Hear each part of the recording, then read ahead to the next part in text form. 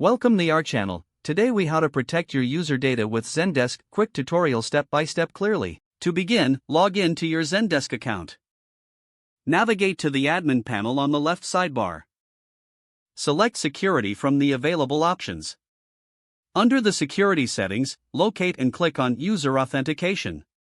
Here, you can enable two-factor authentication. Choose the desired verification method for users. Next, go to the User Roles section. Create custom roles based on the data access levels required. Assign permissions carefully to each role to ensure data security. Now, head over to the API section in the admin panel.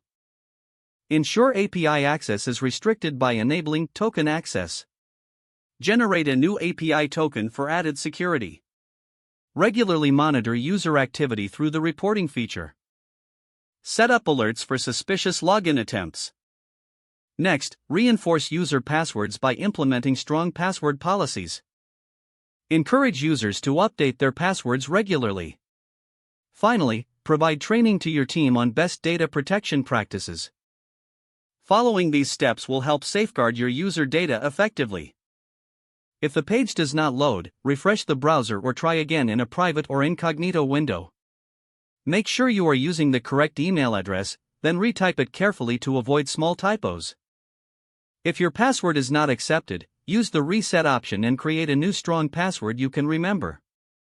Check your spam folder for verification or security emails, then complete any requested confirmation steps. Enable two-factor authentication if available to improve account security and reduce unauthorized access risk.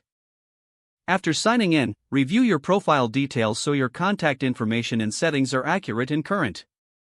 If you see an error message, note it down and try again after restarting your device and internet connection. Log out when you finish, especially on shared devices, to keep your account and payment information secure.